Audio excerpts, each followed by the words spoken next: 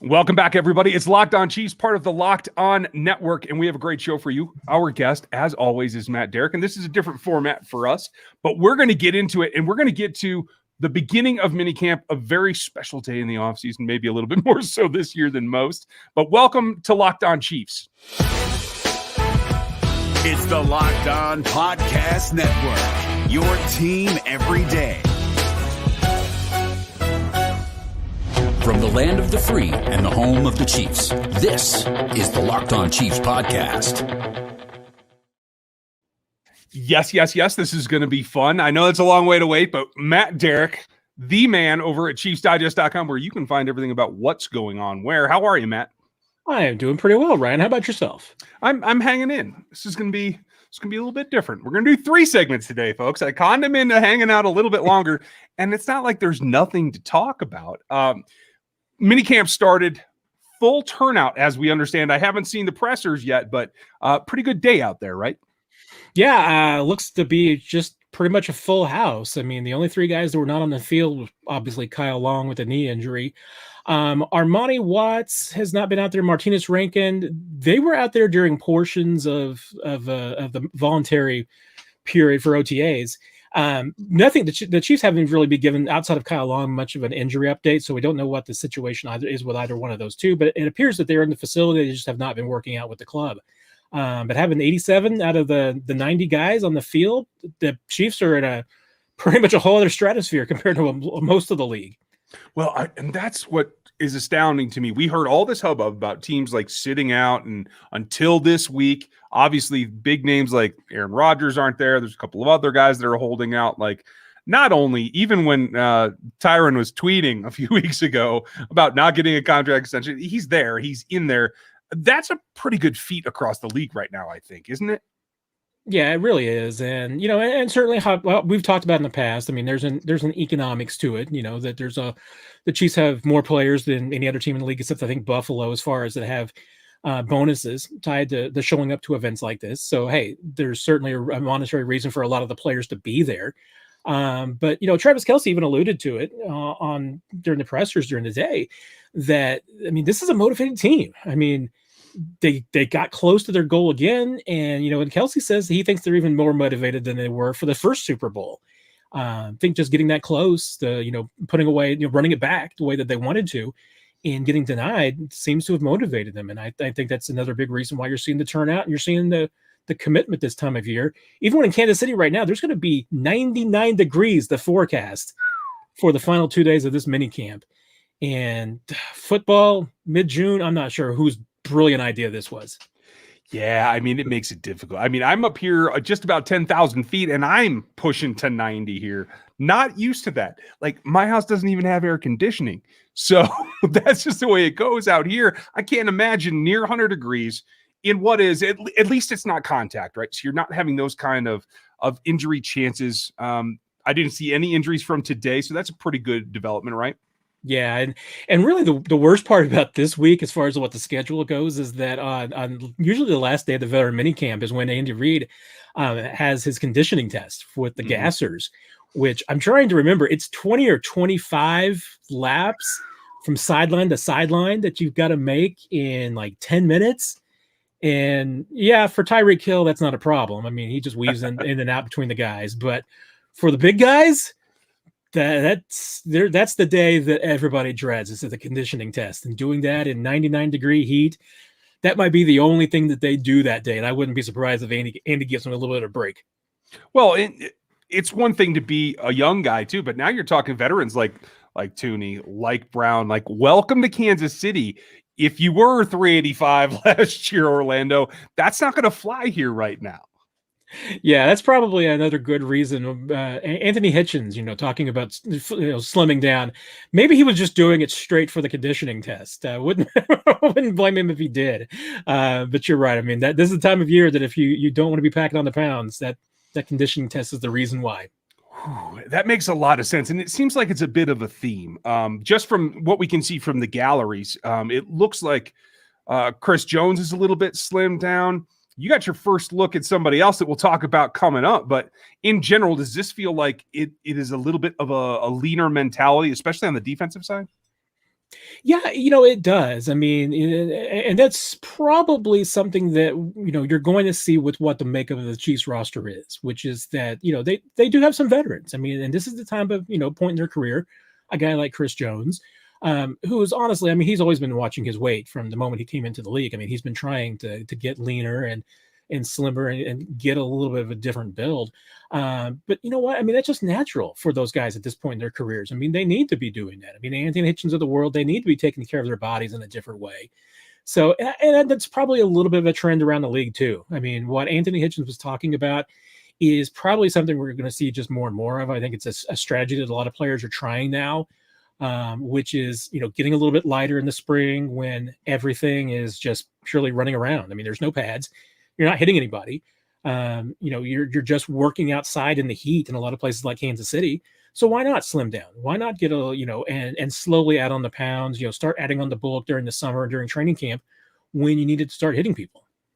That is an interesting concept. I always found that players hit a wall in camp, whether it's, I mean, obviously I coached at the college level, and that's a much different thing when you're a professional athlete. But still, when you're trying to practice, you're trying to be in meeting rooms, you're trying to now lift to gain weight, that makes things more difficult. I'll be interested to see if they're able to accomplish that, or honestly, how many of them are, and how many of the guys end up, playing at a lighter weight because they weren't able to get back up to what their, quote unquote playing weight is.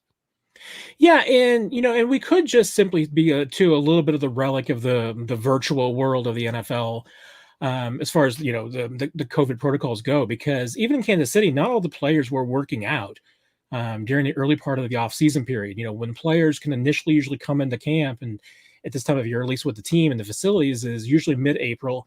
That's when they start working out, they start getting on the program, so that by the time that they hit OTAs and they hit the minicamp, they've already been, working out and adding the poundage on and the muscle on for 6 weeks.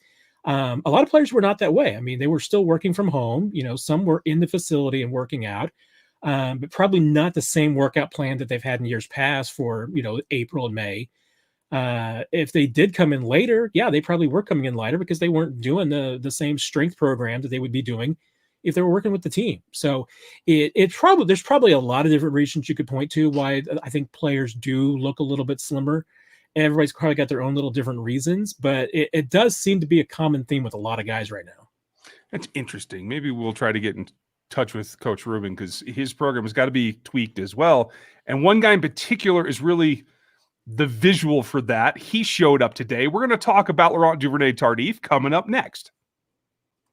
Credit Karma has always been there to help you make better financial decisions, and now they want to help you even more. Credit Karma Money is a brand new checking account where you can win cash reimbursements for making purchases. When you use your Credit Karma Money debit card, you can win daily Instant Karma purchase reimbursements on items up to $5,000. Just pay with your debit card, and if you win, you'll be notified on the spot, and your Instant Karma cash will be added back to your spend account. There's no minimum balance requirements, no overdraft fees, and free withdrawals from a network of over 30,000 ATMs. Credit Karma already has given away over $3 million in Instant Karma to over 50,000 Credit Karma members and counting. Right now, visit creditkarma.com/winmoney to open your free account and start winning Instant Karma. Go to creditkarma.com/winmoney to sign up for free and start winning Instant Karma. That's creditkarma.com/winmoney. Instant Karma is sponsored by Credit Karma. No purchase necessary. Exclusions and terms may apply. See rules. Banking services provided by MVB Bank Incorporated. Member FDIC. Maximum balance and transfer limits apply.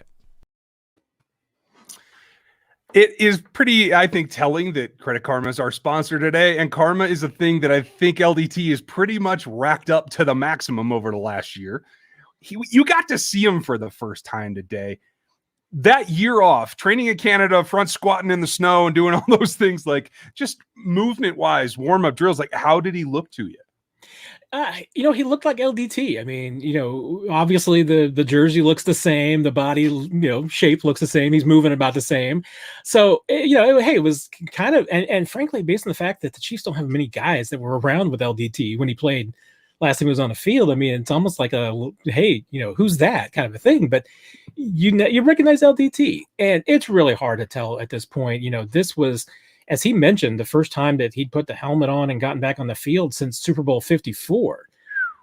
So yeah, I mean, you can go out squatting weights on the deck and in the snow in Montreal as much as you want, but it's not football training. And he knows that. I mean, he mentioned the fact that, there's a trade-off, that he's going to be rusty. He knows that.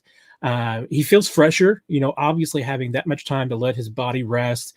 It's probably a good thing. I mean, injuries had been something that had been kind of battling at him the last few years. And as you get older, it's harder and harder to fight those things off. So I think he certainly feels like the year and a half away for him physically was a good thing.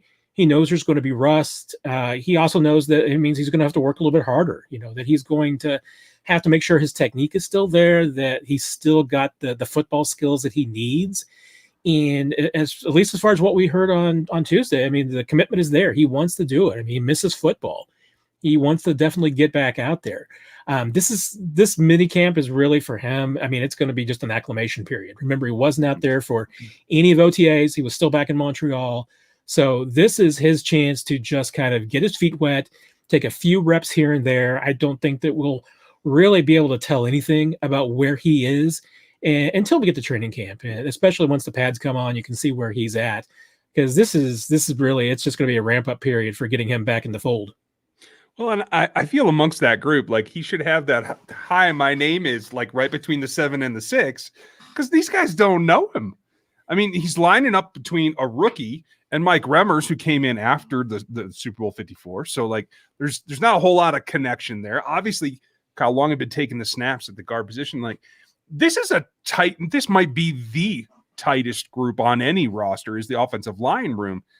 Knowing that you have Allegretti and Wiley, who you're familiar with, like does that smooth things out, or is this almost like starting over for a guy in this position? Yeah, I don't think there's any doubt. I mean, he mentioned Wiley and Allegretti as, being the two touchstones because they're the only two guys he's played with before. So, yeah, I mean, that's at least a little bit of a connection to the past. But, yeah, I mean, even though the coaching staff's the same, he's still playing for Andy Heck. He's still playing for Eric Bieniemy, Andy Reid. That's all the same. But, yeah, I mean, there's still, I think, within him a sense that he still needs to introduce himself and prove himself to his new teammates. And he even acknowledged the fact that, he's not going to be walking in likely as the starting right guard.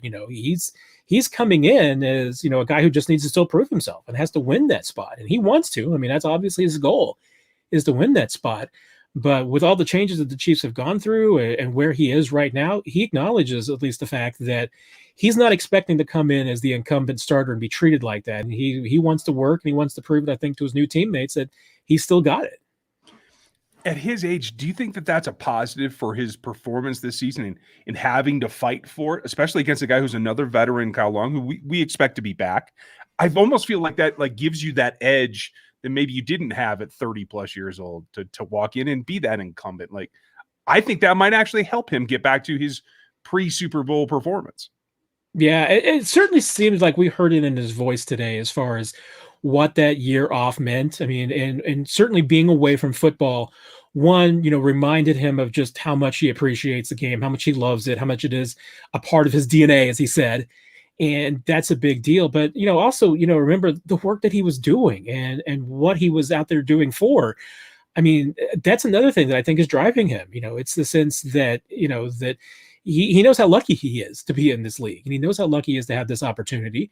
It's something that he loves. It's obviously a part of him. And so, yeah, I mean, I think that the time off from a health standpoint, from a mental standpoint, from the drive and the motivation standpoint, you heard all the right things from LDT on Tuesday. So it certainly seems like he's in the right mindset, and you're correct. I mean, with what the Chiefs are trying to do with the competition that they've brought in and the depth they've brought in, you're going to have to be at your best if you want to make this line. I think camp's going to be interesting, especially those two back and forth and what comes of it. There's a lot of combinations. We'll get into those when it comes around to training camp, folks. But there's not just one guy returning to the defensive side. We have a couple of familiar faces that are back in the building. We're going to get into the defense here coming up next. The chain stores have different price tiers for professional mechanics versus us do-it-yourselfers, but RockAuto.com's prices are the same for everybody, and they're reliably low. RockAuto.com always offers the lowest prices possible rather than changing their prices based on whims like the airlines do. RockAuto.com is for everybody and does not require a membership or an account login. RockAuto.com is a family business serving auto parts customers online for 20 years. Go to RockAuto.com to shop for auto and body parts from hundreds of manufacturers. The RockAuto.com catalog is unique and remarkably easy to navigate. Quickly see all the parts available for your vehicle and choose brands, specifications, and prices you prefer. Best of all, prices at RockAuto.com are always reliably low and the same for professionals and do-it-yourselfers. Why spend twice the money for the same parts? Go to RockAuto.com now. See all the parts available for your car or truck. Write Locked On in their How Did You Hear About Us box so they know that we sent you. Amazing selection, reliably low prices. All the parts your car will ever need. RockAuto.com. We've been telling you about Built Bar, the best tasting protein bar on the market for a while now. Built Bar is the amazing low-calorie, low-sugar, high-protein, high-fiber, amazing tasting protein bar with 100% chocolate on all the bars. And we recognize it's been hard to keep up with the brackets and all the new flavors, but let's remember, when it all comes said and done, there are a couple things that really stand out, like cookies and cream with 17 grams of protein at 130 calories, or almond coconut, which is one of my favorites still. And you can get a serious discount over at BuiltBar.com by using the promo code LOCKED15. You'll get 50% off your next order. That's the promo code LOCKED15 for 15% off at BuiltBar.com. This is my favorite thing about Built Bar. 100% dark chocolate, zero guilt. Not that I have any guilt for dark chocolate anyway, but it's there. So at the end of the day, I think maybe the most anticipated return was likely Frank Clark. And Frank has a way about him, right? Like it seemed from, I saw one quote, I haven't actually seen the presser yet. It seemed like he jumped right back into the fray as though, hey, I'm back. Hi, everyone. Yeah, he was. I mean, he was true Frank Clark on Tuesday, so you wouldn't expect anything less. And once again, I mean, and as he usually is, he was pretty frank about himself and about the team and where they are, what their objectives are. Acknowledged a little bit of the shortcomings of last year. He was asked a little bit about his contract and, about living up to the salary cap number that he's got for this year. Hey, it was, like I said, there was nothing necessarily out of the ordinary with Frank Clark.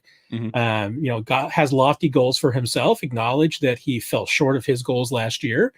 And, and seems motivated, obviously, to come back this year and make a difference. And, and certainly, I asked him about, being lined up across from Chris Jones and having both those guys playing on the edge. And if there was any doubts, any going forward, about Chris Jones playing on the edge, I mean, Frank Clark just pretty much answered them that, hey, having Chris over there on the other side all the time is going to help. And having Jerron Reed in the middle between the two of them is going to help. And he thought that, that there were times last year, and, and Ryan, we talked about it, mm-hmm. That, with sometimes having Chris and Frank next to each other on the line, it allowed teams to maybe take Frank a little bit out of the action or, run things in a way that, prevented them both from maybe maximizing their skill set. So, yeah, I mean, clearly Clark is really excited about the fact that he's going to have Chris Jones out on the edge too. We'll see how much it's all still kumbaya when they decide who's going to be rushing from the right and who's going to be rushing from the left, because they always both want to be on the right. Mm-hmm. We'll see. But right now, it's Frank Clark is Frank Clark and seems pretty excited about where the team is right now. It's interesting that you bring that up. And everybody wants to rush from the backside of the quarterback because you just have a slight advantage in how you're approaching him, depending on what you do with the initial block. But those guys, I think what's best for the defense is for them to flip around. And my only question to you is, do you feel – I think we've seen Chris rush from the outside on the edge enough. We know that he can set the edge in the run game. I think teams are going to probably attack him a lot with some option game, with some RPOs that are going to try to put him in space and leave him out there in oblivion. Do you have a preference, or do you feel that Chris Jones right now has a stronger side that he rushes from? Because I think Frank can be functional from either side. Yeah, I mean, that's the key. I mean, to a degree. And that's why I say, we'll see if there's still some kumbaya, because honestly, I mean, from the left side, I think Frank Clark is probably the better rusher right now from that side, and that Jones is probably better from the right.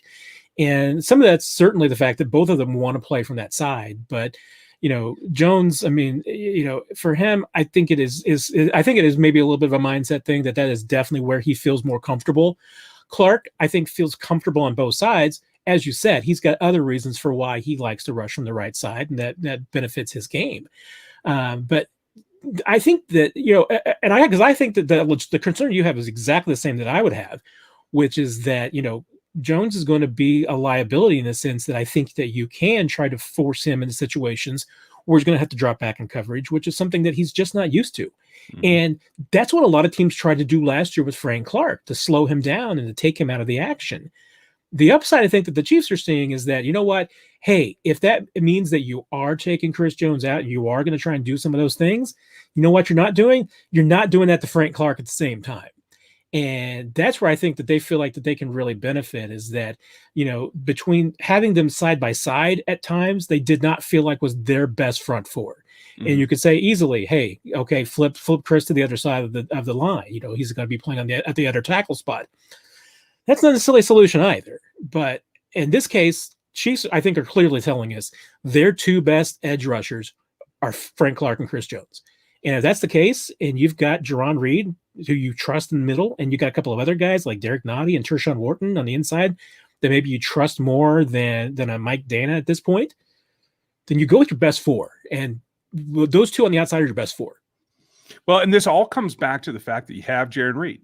Jarran Reed allows you to do this. It allows you to reduce Chris back down inside, bring in Taco and a pass rushing down, which I like. You could put, from what we hear, a couple of reps for Turk Wharton out at end as well. Maybe you're rotating out there. Again, like you said, designated pass rush situations, but I can see Chris rushing from the edge on third down as well.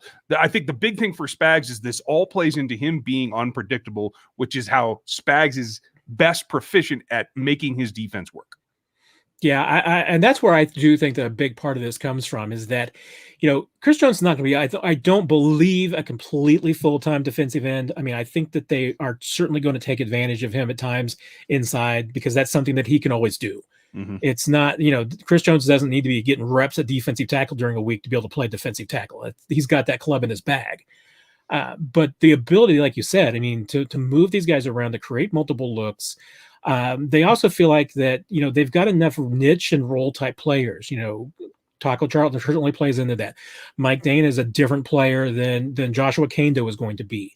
They've got enough different looks that I think that they do. You're right. I mean, that Spags now feels like that he can be multiple, that he can vary what he does maybe a little bit more than when you strictly had, Chris was inside and Frank was outside. Now, if you're kicking Chris outside more, they feel like if those are your two best players and you're able to create those mismatches on the edge, that's what's going to give them the best advantage of being able to go after the quarterback. I think I'm absolutely with him. I'm looking forward to that. And at the end of the day, it's about getting that performance out there, and you don't have to be the best in the league. You got to be middle of the road. You got to be better than you were in a season ago. If you could even approach the top 10, I think they'd be in great shape. But there's a lot coming in the future. We're going to see how the rest of this week goes. But thanks for taking the time and being with us today. As always.